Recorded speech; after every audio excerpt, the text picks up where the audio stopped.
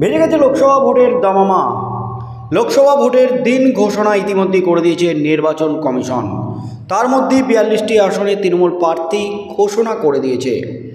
আর তার পরপরই বিজেপি গতকাল দ্বিতীয় দফার প্রার্থী তালিকা ঘোষণা করেছে। এখনও 3টি আসনে প্রার্থী তালিকা ঘোষণা করেনি বিজেপি। তার মধ্যে হেভিওয়েট ডায়মন্ড হারবারে এখনও কিন্তু হাই ভোল্টেজ ডায়মন্ড হারবারে এখনও পর্যন্ত প্রার্থী তালিকা ঘোষণা করেনি বিজেপি। তার মধ্যেই চলছে জোরদার প্রচার। ইতিমধ্যেই সমস্ত রাজনৈতিক দল নিজেদের মতো করে প্রচার শুরু করে দিয়েছে জোর কদমে। আর তার মধ্যেই কিন্তু হুলস্থুল একেবারে রাজ্য রাজনীতি। লোকসভা ভোটের প্রার্থী তালিকায় বিজেপি, সিপিএম, তৃণমূলের একেবারে চমকের পর চমক।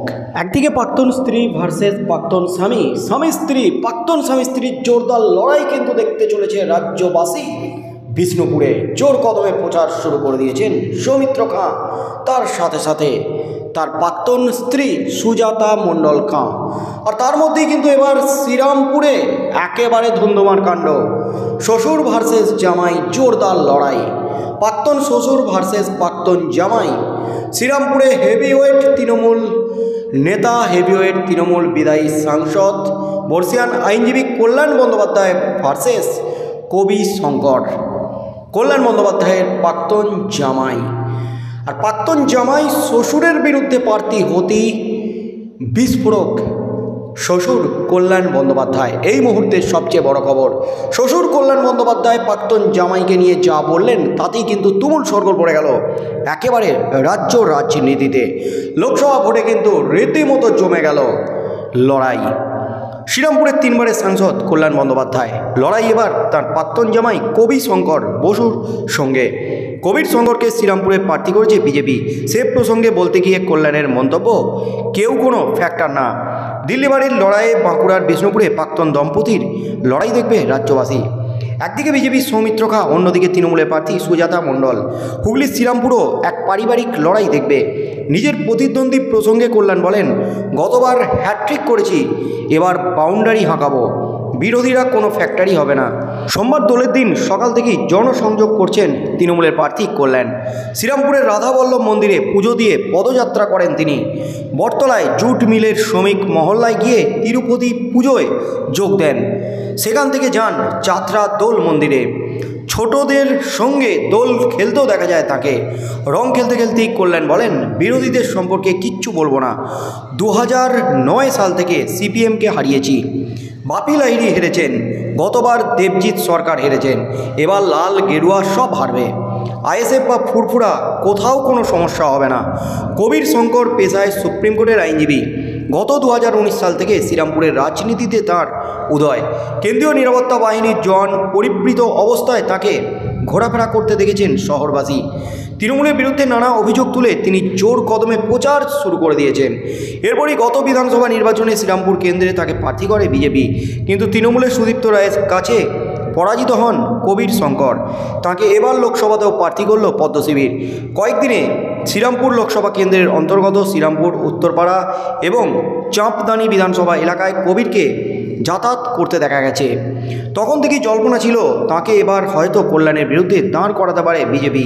রবিবার সেই জল্পনাই সত্যি হলো।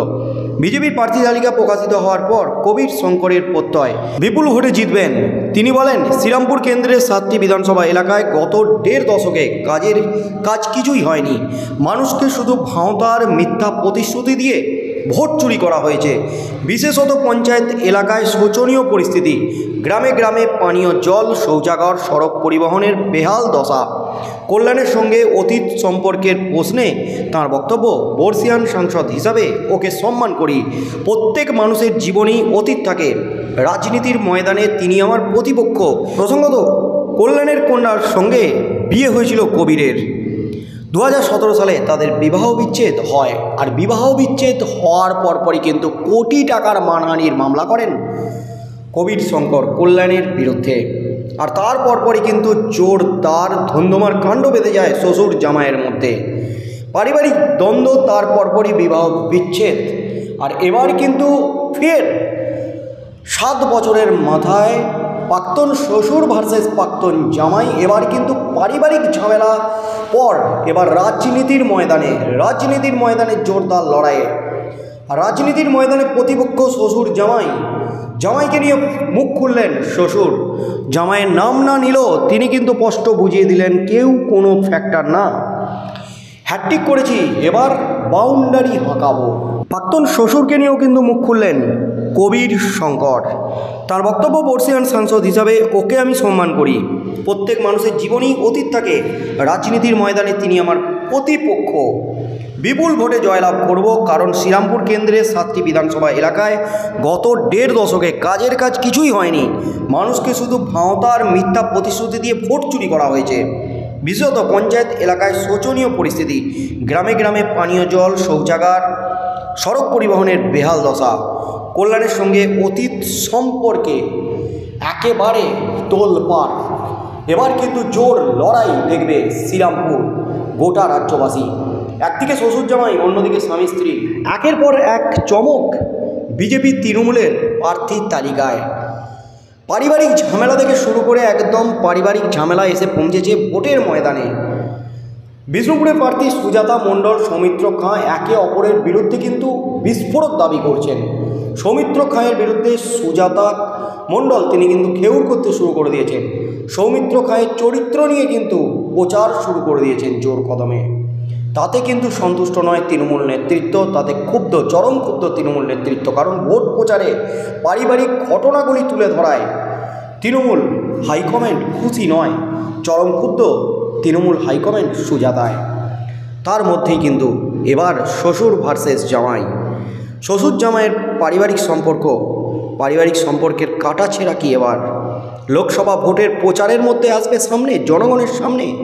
কি হতে চলেছে আগামী দিনে শ্বশুর ভার্সেস জামাই, কে জয়লাভ করে লোকসভা ভোটে শ্রীরামপুর থেকে? দুজনেই কিন্তু আত্মবিশ্বাসী।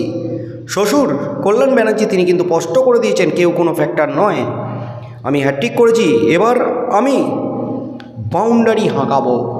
তার মধ্যেই জামাইও কিন্তু হুঁশিয়ারি দিয়ে দিলেন, সাংসদ হিসাবে ওকে আমি সম্মান করি এবং এই এলাকায় গত 15 বছর ধরে কোনো কাজ হয়নি। অর্থাৎ গত 15 বছর সাংসদ ছিলেন কল্যাণ বন্দ্যোপাধ্যায়, শুধু মানুষকে ভাঁওতার চুরি করে ভোট লুট করেছে, এমনই কিন্তু বিস্ফোরক দাবি করলেন কবির শঙ্কর। আগামী দিনে কি হতে চলেছে লোকসভা ভোটে, শ্বশুর ভার্সেস জামাই কে জয়লাভ করে, সেদিকেই চোখ থাকবে গোটা রাজ্যের।